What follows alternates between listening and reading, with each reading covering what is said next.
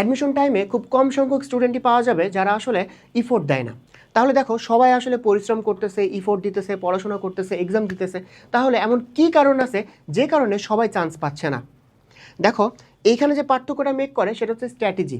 সবাই proper strategy maintain করে পড়াশোনা করতে পারে না, সবাই জাস্ট পরিশ্রম করে যায়, পড়াশোনা করে যায়, বাট ওই যে স্ট্র্যাটেজির পার্থক্যর কারণে কিন্তু অনেকেই চান্স পাচ্ছে না।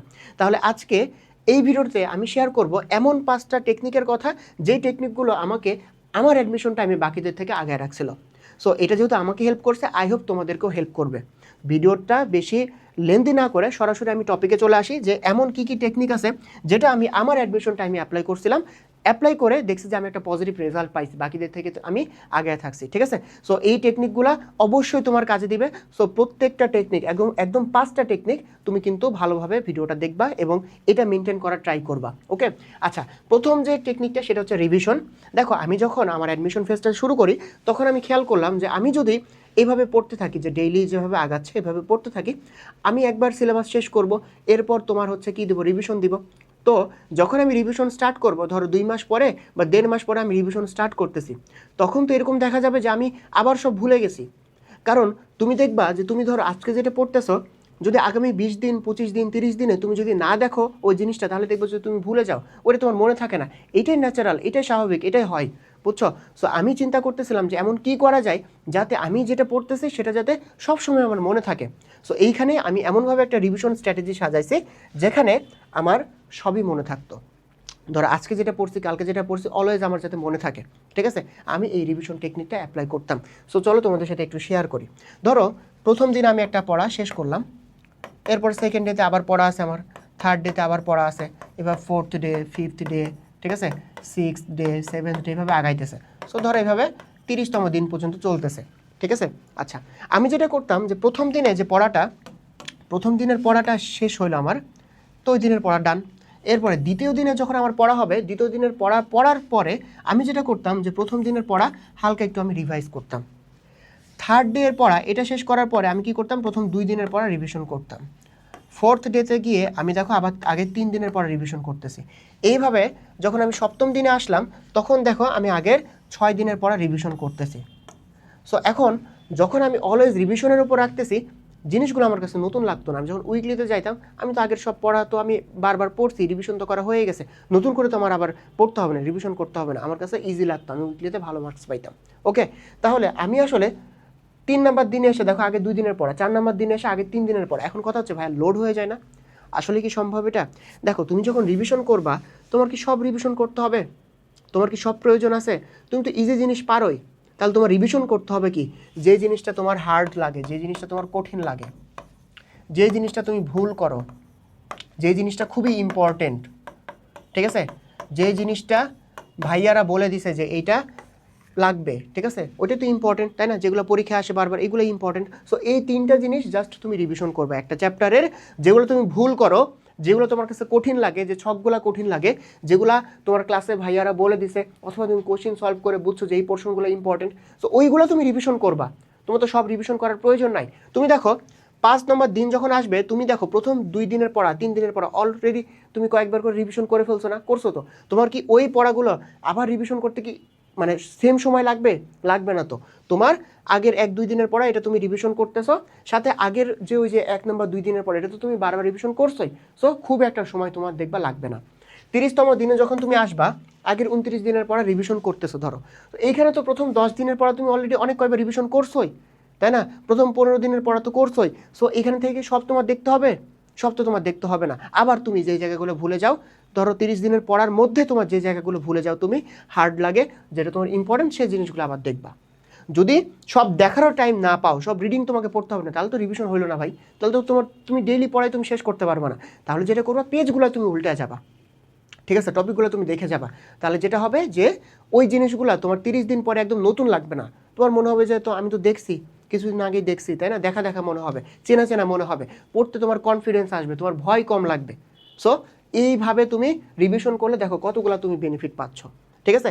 সো তুমি হচ্ছে ডেইলি এরকমভাবে 1 ঘন্টা টাইম, 1 আওয়ার টাইম রাখবা, বা 1 থেকে, আমি 1 ঘন্টা রাখতাম, এখন তোমার যদি এর থেকে বেশি প্রয়োজন হয়, 1.5 ঘন্টার প্রয়োজন হয়, তুমি 1.5 ঘন্টা রাখো। সো আমি অ্যাটলিস্ট 1 ঘন্টা টাইম আমি হচ্ছে এটার জন্য রাখতাম যে আমি আগের পড়া রিভিশন করব, ঠিক আছে। আচ্ছা দেখো, জিকে ইংলিশ আমরা সবাই পড়ি, জিকে ইংলিশ পড়তেও বলি, তোমরা পড়ো। জিকে ইংলিশ পড়ার নিয়মটা আমরা জানি না। দেখো জিকে ইংলিশ তাহলে কীভাবে পড়তে হবে, সেকেন্ড যে অপশনটা এটাতে আমরা আসি, প্রথমটা আমাদের ডান, সেকেন্ডটাতে আমরা আসি। জিকে ইংলিশ আমরা কি করি, আমরা হচ্ছে আমাদের সারাদিনের পড়া শেষ করে এরপর আমরা জিকে ইংলিশ পড়তে যাই। এখন তুমি দেখো জিকে ইংলিশ টোটাল মার্কস হচ্ছে 30, বায়োলজিতে তুমি 30, এটা তো 2 বছর ধরে পড়ছো, আবার তুমি এখন এসে রিভিশন করতেছো। জিকে ইংলিশকে কি তুমি সেম প্রায়োরিটি দাও না তো, তাই না? সো তোমাকে আসলে প্রায়োরিটি দিতে হবে। তার মানে কি, তুমি যদি সারাদিনের পড়া শেষ করে এরপর জিকে ইংলিশ পড়তে যাও, তার মানে তুমি তো ওই প্রায়োরিটি দিলা না। তোমাকে যেটা করতে হবে, তুমি ধরো একটা টাইম ফিক্স করে ফেলবা যে দুপুরে আমি জিকে পড়বো, রাতে ধরো ইংলিশ পড়বো। আমি যেটা করতাম যে দুপুরে 3টা থেকে 4:30, 3টা থেকে 5টা এই টাইমে আমি জিকে পড়বো। তার মানে এই টাইমে যাই হোক না কেন, মানে পরের দিন যাই থাকুক না কেন, এই টাইমে আমি জিকে পড়তেছি। রাত্রে ধরো 10টা থেকে 11টা, 11:30 পর্যন্ত আমি ইংলিশ পড়বো। সো ওই টাইমে যাই হোক না কেন আমি ইংলিশের জন্য ফিক্সড রাখছিলাম। আমার বায়োলজি, ফিজিক্স, কেমিস্ট্রি শেষ না হোক, আমি ওই টাইমে জিকে ইংলিশ পড়তাম, ঠিক আছে। তার মানে কি, একটা নির্ধারিত তুমি টাইম ফিক্স করে নিবা, রুটিন ওয়াইজ ওই টাইমে তুমি পড়বা, তোমার অভ্যাস হয়ে যাবে। লাইক যারা তোমরা নামাজ পড়ো, নামাজ পড়ার টাইমে কি এটা কি তোমার মানে বারবার কাউকে বলে দিতে হয়? যাদের অভ্যাস হয়ে গেছে, একা একাই তো তুমি করো, তাই না? সো দেখবা যে জিকে ইংলিশ এভাবে তুমি যদি একটা ফিক্সড টাইমে পড়ার অভ্যাসটা করো, তাহলে দেখবা যে তোমার ওই টাইম আসলে তুমি জিকে পড়তেছো, ইংলিশ পড়তেছো। পরের দিন তোমার যদি এরকম হয় যে পরের দিন জিকে ইংলিশ যেটা ছিল সেটা তোমার শেষ হয়ে গেছে, তুমি আগের পড়া পড়ো, নতুন জিকে পড়ো, রিসেন্ট পড়ো, এটা পড়ো সেটা পড়ো, মানে জিকে ইংলিশের জন্য তুমি যে টাইম বরাদ্দ রাখবে সেই টাইম তুমি শুধু জিকে ইংলিশে পড়বা, ঠিক আছে? বোঝা গেছে? তাহলে দেখবা যে ওই টাইমে তুমি জিকে ইংলিশ পড়লা ধরো দুপুরে, এরপরে তোমার উপর প্রেশার পড়বে যে আমাকে তো এখন বায়োলজি আমার পড়ার জন্য, মানে বায়োলজি বা ফিজিক্স যেটা পরের দিন আছে সেটা পড়ার জন্য তুমি এখন কম সময় পাইতেছো। তখন তোমার উপর যখন প্রেশার পড়বে, তুমি দেখবা যে ওই পড়াটাও তোমার ফাস্ট হইতেছে, ঠিক আছে। যেটা আমাদের লাইক ধরো 3 দিন ছুটির পরে এইচএসসির একটা সাবজেক্ট পরীক্ষা, তো দেখবা যে 2 দিনে খুব বেশি পড়া হয় না, বাট লাস্ট দিনে এসে দেখবা যে খুব গতি বাড়তেছে। তার মানে সময় যখন তোমার কাছে কম, দেখবে যে তোমার স্পিডও বাড়ে।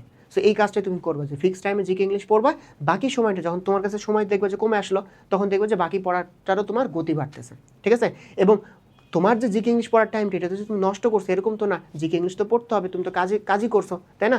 সো জিকে ইংলিশ পড়ার জন্য ফিক্সড টাইম তোমাকে বের করতে হবে, ফিক্সড টাইম বের করে জিকে ইংলিশটা তুমি ওই টাইমে পড়বা।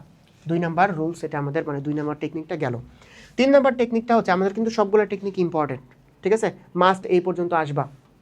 Break between the study or, এটা মানে কি, আমরা অনেক সময় মনে করি যে আমরা টানা টেবিল চেয়ারে বসে আছি 5 ঘন্টা 6 ঘন্টা, মানে 5 ঘন্টা 6 ঘন্টায় হয়তো আমরা পড়ছি। অনেকে কী করি, আমরা হচ্ছে একটা অ্যালার্ম ক্লক রাখি মানে টেবিলের সামনে, এরপর হচ্ছে টানা আমরা পড়ে যাই, মনে করি যে ফুল টাইম যে আমরা মানে ধরো 6 ঘন্টা যে আমাদের সময় স্পেন্ড হয়েছে, এটা আমরা খুব ফুল টাইম আমরা পড়ছি। এটা আসলে হয় কি বলো, তুমি দেখবা যে প্রথম 3 ঘন্টা তুমি যদি ধরো 3 ঘন্টা পড়ো, প্রথম তোমার যে 1 ঘন্টা 1.5 ঘন্টা 2 ঘন্টা খুবই মনোযোগ থাকে, লাস্টের 1 ঘন্টা দেখবো যে পড়াই হয় না, মনোযোগই থাকে না। তাহলে দেখো লাস্টের 1 ঘন্টা তোমার লস হইলো না, নষ্ট হইলো না, তাহলে এই সময়টা নষ্ট করে তোমার লাভ আছে বলো? সো আমি এই জিনিসটা অ্যাপ্লাই করছি, সারাদিনে তুমি যদি 1 ঘন্টা করে নষ্ট করো, তাহলে দেখবা যে আলটিমেটলি 2 মাস পরে তোমার 60 ঘন্টা নষ্ট হয়ে যাচ্ছে। 60 ঘন্টায় তুমি কত কিছু করতে পারো, দেখছো? তাহলে আমি যেটা করতাম যে আমি টানা পড়তাম না, আমি যেটা করতাম আমি হচ্ছে ধরো 2 ঘন্টা পড়তাম বা 1.5 ঘন্টা, আমি মেনলি 1.5 ঘন্টা পড়তাম। সো 1.5 আওয়ার পড়তাম, 1.5 আওয়ার ধরো পড়লাম, এরপরে আবার একটা ব্রেক রাখলাম, এরপরে আবার তোমার 1.5 আওয়ার পড়লাম, আবার একটা ব্রেক রাখলাম, ঠিক আছে, 5 থেকে 7 মিনিটের 10 মিনিটের ব্রেক রাখলাম।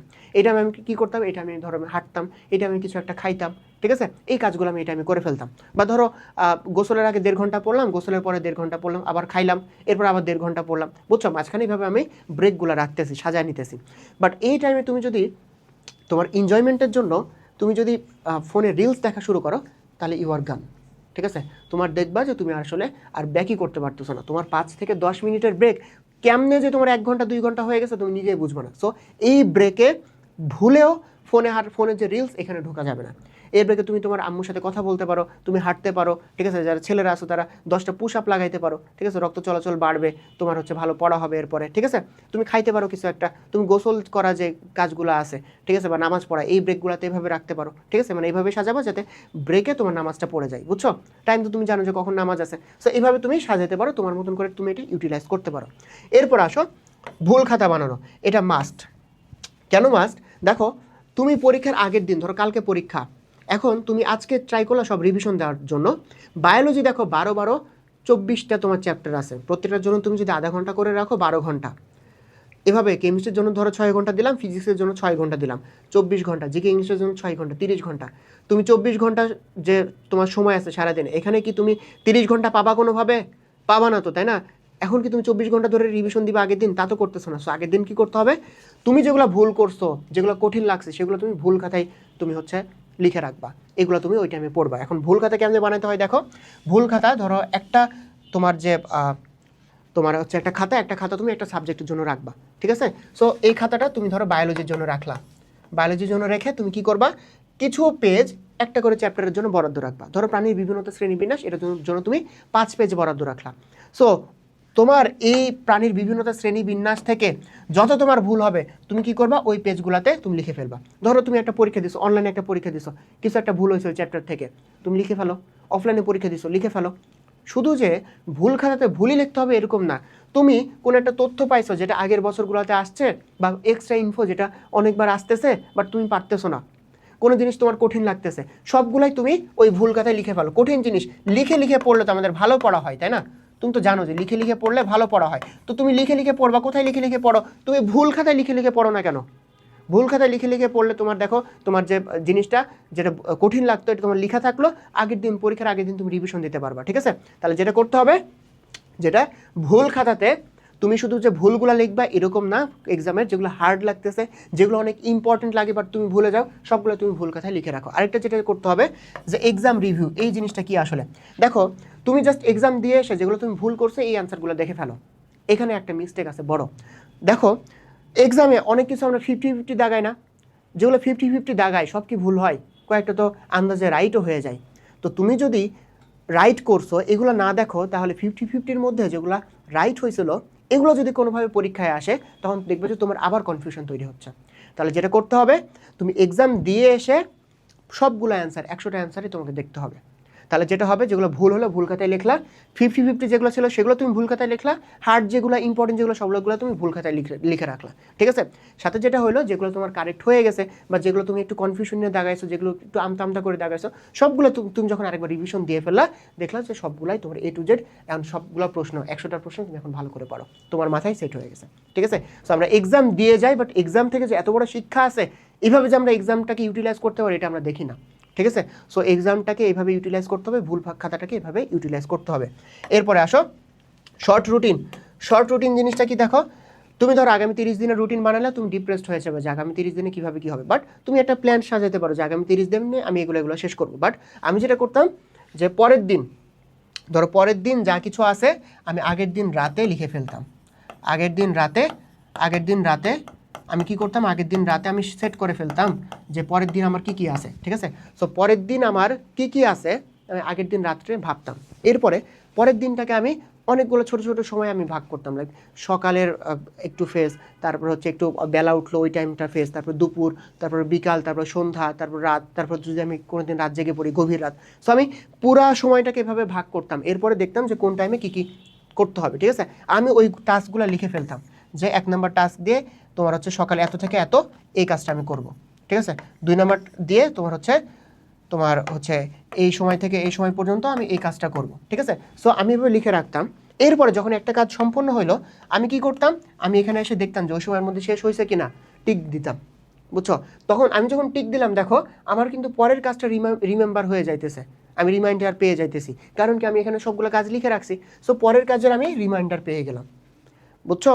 সো এইভাবে দেখো সবগুলো কাজের আমি রিমাইন্ডার পাচ্ছি, ওই কাজগুলো আমি এখান থেকে একে একে সিরিয়ালে আমি করে ফেলতে পারতেছি। এবং যখন আমি দেখতেছি যে আমার এখন এতগুলো কাজ বাকি, আমার পড়ার এমনি গতি আসতেছে যে আমাকে তো শেষ করতে হবে, শেষ না করলে তো আমি সময়ের মধ্যে শেষ না করলে তো আমার কাজগুলো শেষ হবে না। সো আমার এমনি পড়াশোনার গতি আসতো, বুঝছো? সো আমি আগের দিন রাতে এই জিনিসগুলো সাজায় ফেলতাম, এরপর শর্ট রুটিন যখনই একটা করে কাজ শেষ হইতো তখন আমি একটা করে টিক মার্ক দিয়ে রাখতাম।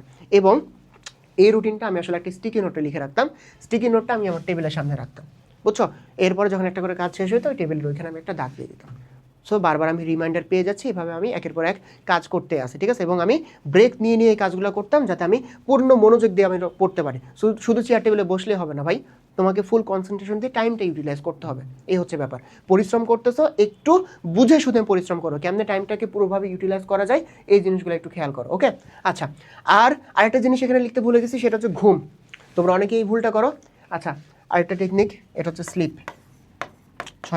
তোমাকে মাস্ট 5 থেকে 6 আওয়ার্স মানে 6 ঘন্টা মাস্ট ঘুমাইতে হবে, ঠিক আছে? মাস্ট কেন বলতেছে, ধরো তুমি আজকে একটা মানে তুমি 3 ঘন্টা বেশি পড়লা, ঠিক আছে? ধরো সারাদিনে তুমি 2 ঘন্টা ঘুমাইলা, 3 ঘন্টা তুমি বেশি পড়লা।